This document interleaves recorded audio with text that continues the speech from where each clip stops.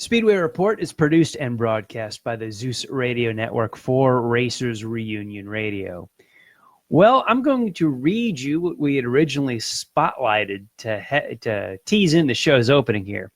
It's not bad. I had the world champion was clinched on American soil. James Hinchcliffe is currently rideless on the IndyCar grid and headbutting on scheduling from the major leagues to short tracks. These three stories here were enough and gave a whole lot of information that we plan to talk about here on Speedway Report today, and I'll still get to them until this morning when I opened up my email and saw the announcement of what was coming today around 11 a.m. Eastern Time. Roger Penske has purchased the IndyCar Series and the Indianapolis Motor Speedway. Yes, I know that's been the buzz. That's been the word all day. We'll get to all that and more during the show tonight. Welcome to Speedway Report for Monday, November the 4th, 2019. From the shores of Lake Norman in Race City, USA, Mooresville, North Carolina, I'm Patrick Reynolds, and thank you for joining the fastest half hour in racing. A little bit of a reminder to subscribe to our YouTube channel. Just go to Speedway Report at YouTube. Just Google search it. We will come up. Get yourself a subscription. And in a day, I gave the date. It will probably be marked down as a historic event in the history of the sport. And I don't believe that's hyperbole to go that far in saying today what the exchange of ownership today with this massive story and happenings today. Yeah, it is that big of a deal. Let's begin by talking about what happened on the track over the weekend. There was still some racing over the weekend, lots of racing. Let's talk about that for a little bit before we get to today's mic drop. Going through the victory lane lap and tell you who won what over the weekend. The NASCAR Monster Energy Cup Series was in Fort Worth, Texas. 500 miles last night concluded with Kevin Harvick, your winner. He clinches himself a berth in the round of four, or the four finalists going into Homestead, Miami in a couple of weeks. Saturday, the Xfinity Series race was won by Christopher Bell. He also clinches a spot in Miami to battle for the NASCAR Xfinity Series Championship. Yesterday afternoon in Austin, Texas, just about 3 hours south of Fort Worth, Formula One staged the United States Grand Prix. Valtteri Bottas in a Mercedes was your winner. Lewis Hamilton finished second and clinched his sixth world championship. As of last night, this was the biggest story working on my plate. Still is a big deal. But, well, you know what we're going to get to here. NHRA raced out in Sin City, Las Vegas, the Bellagio of drag strips in top fuel. Brittany Force's second win of the season closed on points leader Steve Torrence in the final round. She closed to within 1 round's worth of points heading into the season finale in Pomona. Funny car, Matt Hagan defeated Johnny Lindbergh in the finals. In Pro Stock, Erica Enders beat Jake Coughlin Jr. And in Pro Stock Motorcycle, Matt Smith took his second win of the season. And yesterday in Nashville, Tennessee, for super late models, the All-American 400 weekend, Bubba Pollard began the day winning the Pro Late Model 100 and the Super Late Model 400. The All-American 400 was won in an upset by Mason Mingus. Some good stuff to talk about there as well. But let's get into it. Yeah, slow news day here in the world of auto racing, unless you want to talk changing the course of history. I don't know if that's an accurate expression, but it sure feels that way. In case you haven't heard, a mere hours ago, Roger Penske and the Indianapolis Motor Speedway through Penske Entertainment has announced that Roger has purchased Holman and Company. And in this, he includes the now ownership by Penske of the IndyCar World Series, as well as ownership of the Indianapolis Motor Speedway. And all day today, people have been talking about what's going to happen now. What's the future looking like, including me? I said, all right, well, Roger Penske, the captain here, has a way of breaking new ground, of forging the future, of making things happen, of changing courses, and doing some remarkable things in the sport. He's got a history of it. He's Roger Penske. He's done so much and has a first-class A-plus operations all across the board. He's got the IMSA championship this year. He won the Indy 500. Is that 18 times, 17, 18 times? He won the IndyCar championship. He's still got some guys alive in the NASCAR playoffs for Xfinity and Cup. He just a couple weeks ago, he won the Presidential Medal of Freedom, and now the season's not over yet, but he now owns the IndyCar series in the Indianapolis Motor Speedway. This is buying Yankee Stadium. This is it's just that big a deal. The house that AJ built, the house that the Holmans built, I think this will mark a change in the Indianapolis Motor Speedway. Lori Scheibel trick here is the water. I wasn't really choked up on Roger buying the Speedway, but occasionally you get the frog in the throat there. But I look back at the history of the track, and, you know, I'm a big fan of Indianapolis. You guys all know that. Indy 500 is pretty much the auto racing world center of the solar system, and everything else revolves around that on the last Sunday in May in the flatlands of Indiana to me. It's an iconic structure. It transcends the sport. Everybody who follows the sport is familiar with the Indianapolis Motor Speedway and the 500. It's something that the people don't follow the sport know. I don't know much about golf, but I know what the Masters is. I don't know much about tennis, but I know what Wimbledon is. Those that know anything about auto racing know what the Indianapolis 500 is. And I look back at the history of the track, and there was a definite several crossroads for this place that could have buried it, that could have finished it off, and it could have been bulldozed and plowed under. It was designed originally as an automotive testing facility. The first race ever held there was actually a balloon race, not a car race. In 1911, we began with the Indianapolis Sweepstakes, which was the forerunner to what we call today the Indy 500, and it was 500 miles. Ray Haroon won that race, and as the time went on, the Indy 500 grew. We stopped racing there during World War II because of the need for fuel and metal to fight the Axis. And the Speedway sat and crumbled for those years in disarray. It was basically, by the end of World War II, an overgrown, weed-filled dump. And this is where the Holman family stepped up. Tony Holman came and bought the property, which I read, and I'll give some credit to the history here. Bones Boussier on the Facebook world said that Holman was advised that this property would be better used as a housing development. And how many have we heard that today in today's day and age of speedways getting bought, turned into malls or housing developments because the property is so valuable, you can make a whole lot more money selling it to a developer than you can running it as a speedway. Tony Holman saw the vision of the Indianapolis 500 and what this race, this track meant and could mean to this really growing sport of auto racing following World War II. The Holman family has carried this thing and let it grow, and they cultivated it. And, Tony Holman is long gone. Mary Holman, long gone. The family and the board of directors, several people have passed on. Eventually, this track needed to go to the next step, to the future. Tony George ran it for a while. It's had a board of directors. We've had different people as presidents and CEOs and whatever, continuing to push the Speedway forward. Some have done questionable jobs. Others have done fantastic jobs. And when you look at this point in life for the Indianapolis Motor Speedway, you wonder what's next. How do we get it to the next level? What's next? The next generation, the next two generations. of the Indianapolis Motor Speedway. Well, if not Roger Penske, then who?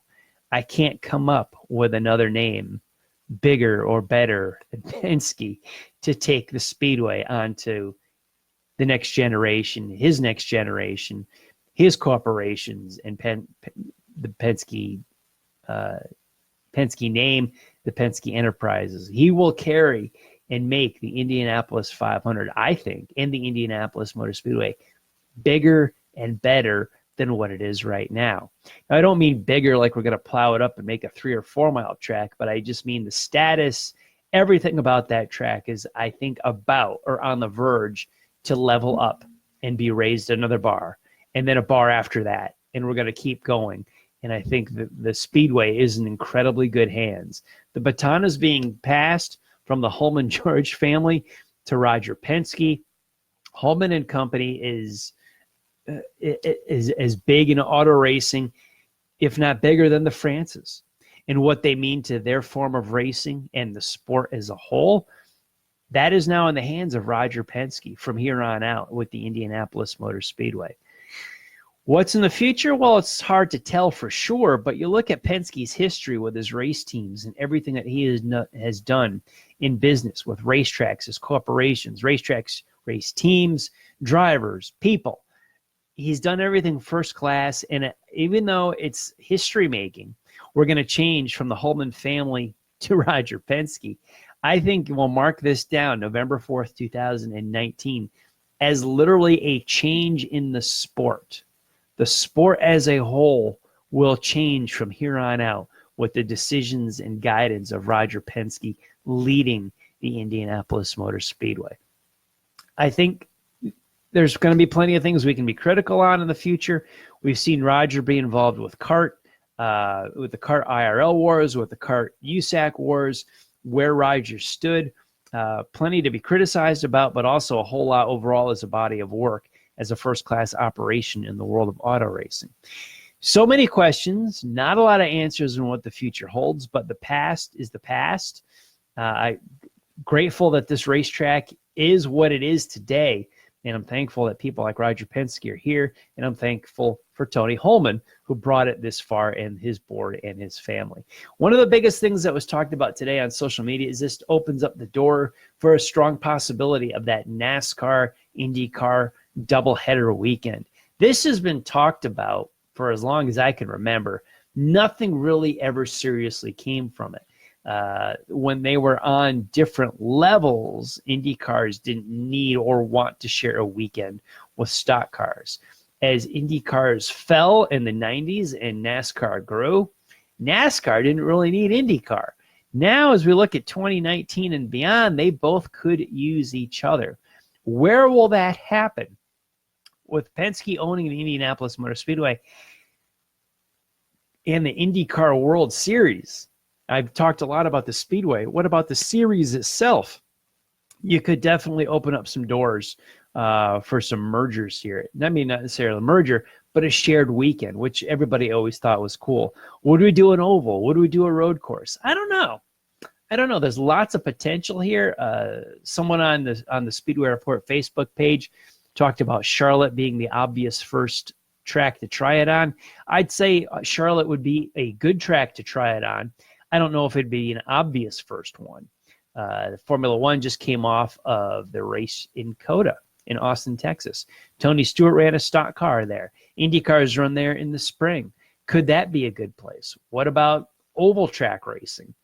IndyCar returns to Richmond next year. How about that? What about the oval in Charlotte? How about Michigan? I'd love to see them go back to Michigan, IndyCars. We can go on and on and on and discuss could it be, would be, all kinds of possibilities here opening up. But with Roger Penske at the helm, this is a historic day and a change in the future. Whatever was mapped out, Roger Penske is now going to not just be a participant, but will guide the IndyCar series and the Indianapolis Motor Speedway. I'm excited. I think there's a lot of good things that are about to happen in the coming years for IndyCar. They've had some growth and some rebuild since the collapse in the 90s. It's taken them, close to 20 years to get back to where they are now. They are on the upswing, but it's still slow. Penske just could be the guy to take it and get it back to where it was, to the glory days of the IndyCar series. I'm going to go through what I had originally planned to talk about before the Penske news dropped this morning. And all kinds of cool stuff happened over the weekend, starting with, wanted to talk about Tony Stewart, who had some great comments as he had, we alluded to last Thursday, prior to the Formula One weekend beginning at Circuit of the Americas, he drove one of the Stewart-Haas Fords around the racetrack, and he took Kevin Magnussen and Romain Grosjean, the Haas F1 drivers, for rides in it, and then let them take it for a ride around the track. So it was pretty cool, and I think that was not just an exhibition, but possible an exploratory move to see what would happen with a stock car like that on a course like Circuit of the Americas. Now, some of the big news heading into the weekend, and we talked about this last week, was that a NASCAR weekend was in Fort Worth, Texas, while the Formula One weekend was in Austin, Texas, a mere 3 hours apart. And the crowd at the Formula One race in Austin looked like it had more people in one corner than the entire grandstand did at Fort Worth, Texas.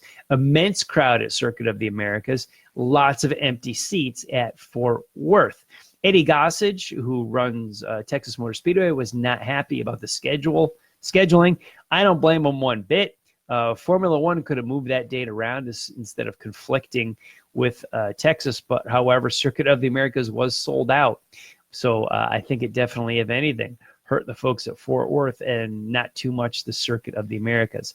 Tony Stewart called the overlapping and the schedule challenges asinine between Formula One and NASCAR. There's lots of people, places, and puzzle pieces to place here. Lots of blame to go around. They should not have been on the same weekend.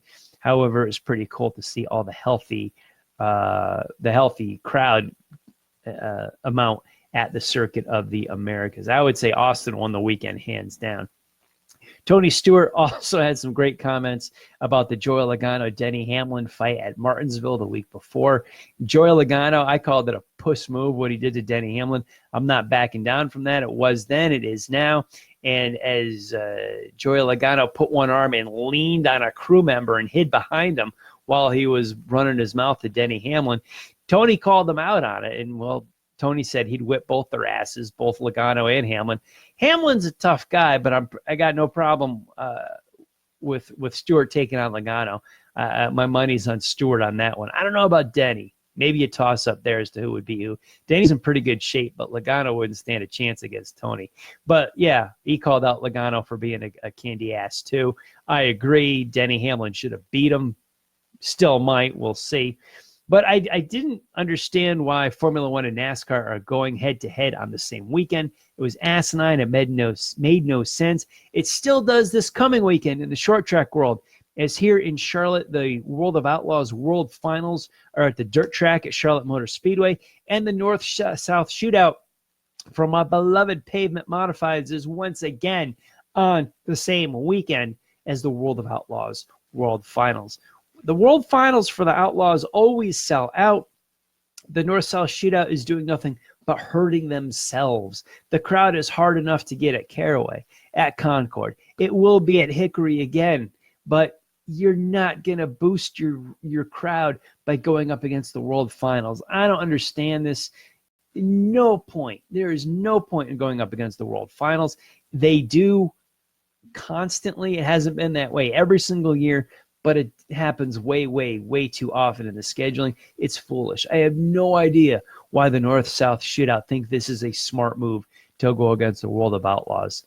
You're not going to win, and the crowd is thin enough already. Smarten up, people. We've talked about this before on this show for many, many years, and here we are in 2019. Doing it again. North-South Shootout will lose fans to the World of Outlaws. Zach Brown. Dude, speaking of IndyCar, you're screwing IndyCar and James Hinchcliffe. Schmidt-Peterson Motorsports, which Sam Schmidt is a principal of that, has formed the joint partnership with McLaren. So in 2020, the lineup will have Pato O'Ward and Oliver Askew as your drivers. They're the last two Indy Lights champions Neither one of these guys is proven. However, both of them have a whole lot of potential. In both, I believe that both of them deserve a shot in the IndyCar World Series, but not at the expense of James Hinchcliffe. Hinch is a guy that can get it done on the track, and he's a great representative for the series off the track. Somewhat of the face of the IndyCar series. He's a Canadian. It's an American series. He's a big name with Honda. He is a huge, runner-up with Dancing of the Stars. That exposes the sport to so many people. IndyCar grid needs Hinch. And Zach Brown with McLaren, I like your program that you came here, but you can't get rid of Hinch, dude. Hinch has got to be somewhere. Award and Askew are not the drawing power that Hinch does. As we talked about everything that Penske is doing with the IndyCar series and will do with it, Hinch needs a ride. IndyCar needs James Hinchcliffe on the grid in 2020. There's no room for negotiation here. Hinch needs a ride for IndyCar, for the sake and the health of IndyCar. And the big story, even though I went through all this with Penske and all this other stuff, the big story with me was Lewis Hamilton winning his 6th World Championship. Still 2 races left in the Formula One season. It's still better than the NASCAR phony playoff championships. They've got 2 races, they got 2 races left too at NASCAR. They're going to have a phony 4-way tie shootout in Miami. Lewis Hamilton, a legitimate auto racing champion with Formula One. We've got 4 titles with Alain Prost and Sebastian Vettel, 5 titles to Juan Manuel Fangio, 6 for Hamilton, the only one with more, the great Michael Schumacher with 7. Lewis Hamilton, hats off to you, dude. Outstanding run over the weekend. And as respect to Motor Week Illustrated and Dave Despain, our racer of the week, I'm not really going to call Roger Penske this award, even though he made huge waves. Let's keep it for what happened on the track and representing racing behind the wheel. No question, Lewis Hamilton, 6 world championships, clearly the Speedway Report Racer of the Week. Busy Monday. Crazy day. Drag List Live is coming up here in a few minutes, so we'll get off the air, step aside, because those guys I'm sure want to talk about Las Vegas and everything with the straight liners. But keep up on the sport. Head to speedwayreport.com, where all of our archived broadcasts are. So if you missed a show, head over there. Want to catch a back episode. Rhonda Beck has been doing some great writing for us lately, and she's got some good short track reads in the past several weeks and months with the local scene, and she got her finger on the pulse of short track racing. Go read her stories on speedwayreport.com. Catch me on social media, Speedway Report with Patrick Reynolds on Facebook and Racers Reunion. I'm on Twitter at Speedway Report, and it's Speedway Pat. These shows are at racersreunion.com in the forum, and catch me as Speedway Pat on Instagram. Also, like and subscribe to our YouTube channel. Big thanks to everyone on the Facebook Live feed for joining the conversation during the show tonight. I'd say go to a race at a track near you, but there's not many left. If you still got a road trip in you for the month of November, do it before the cold holidays gets here. And we're all complaining that there's no racing to go to. I want to thank all of the military past and present for the freedoms we enjoy as Americans in our daily life, including the simple things like bench racing right here on a Monday night. Freedom is not free, and a veteran paid that bill for us. To all of the men and women who are defending freedom and watching Speedway Report, take care of yourselves and come home soon. A special salute to the teachers, school staff, firefighters, police officers, and paramedics in our own communities. They are quiet and modest heroes every single day. God bless and thank you. You have been watching Speedway Report from the shores of Lake Norman in Race City, USA, Mooresville, North Carolina. Please like our Facebook page, Speedway Report with Patrick Reynolds, and follow me on Twitter at Speedway Pat. Now, as I was talking about on the Drag Racing List Facebook page, so if you're watching us live on Facebook right now, go to Drag Racing List, because they've got a show coming up in about 4 minutes called Drag List Live. You got Bill, John, and Barb. They will take good care of you as I hand off the baton. I'll be back live here on Facebook next week. It will be Monday, November 11th, and with a look at the World of Outlaws World Finals here in Charlotte, the North-South Shootout in Hickory, North Carolina. Let's see where the crowd goes. We've got a NASCAR quadruple header in Phoenix, and USAC sprint cars in Paris, California. And that's if Roger Penske doesn't buy up everything else. We'll talk about some more racing next week. Thank you all for joining us tonight, and we will see you next week.